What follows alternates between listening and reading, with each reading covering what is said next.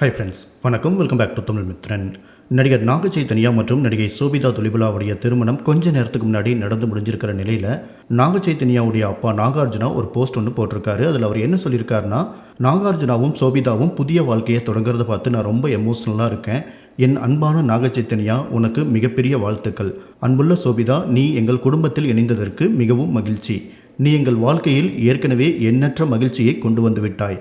ஏஎன்ஆருடைய நூற்றாண்டு விழாவை கொண்டாடும் வகையில் அவரது சிலை முன்னிலையில் இந்த திருமணம் நடைபெறுவது மிகவும் சிறப்பு வாய்ந்தது. அவரது அன்பு மற்றும் வழிகாட்டுதல் இந்த பயணத்தில் எங்களுடன் எப்போதும் இருப்பதாக உணர்கிறேன். இன்று எங்களுக்கு கிடைத்த எண்ணற்ற ஆசீர்வாதங்களுக்கு நான் மிகவும் நன்றியுள்ளவனாக இருக்கிறேன் அப்படின்னு நாகார்ஜுனா போஸ்ட் போட்டிருக்காரு.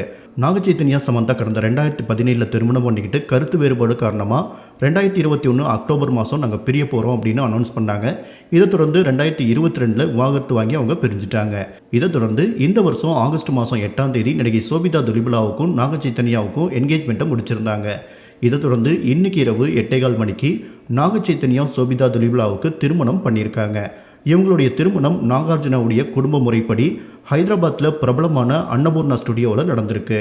நாகச்சைத்தன்யாவுடைய தாத்தாவும் பிரபல நடிகருமான அக்கினேனி நாகேஸ்வர ராவ் கட்டின கல்யாண மண்டபத்தில் தான் இந்த திருமணத்தை பண்ணியிருக்காங்க. மிக நெருக்கமான உறவினர்கள், நண்பர்கள், திரைப்பிரபலங்கள் மட்டும்தான் இந்த திருமணத்தில் கலந்துட்டு இருக்காங்க. நாகார்ஜுனா தன்னுடைய மகன் நாகச்சைத்தன்யாவுடைய திருமணத்துக்கு பரிசா 2.5 கோடி ரூபாய் மதிப்பு இருக்கிற சொகுசு கார் ஒன்று கொடுத்துருக்காரு. மேலும் தம்பதிகள் தனியாக வசிக்கிற விதமாக ஹைதராபாத்தில் சொகுசு பங்களா ஒன்றையும் கிஃப்ட் பண்ணியிருக்காரு.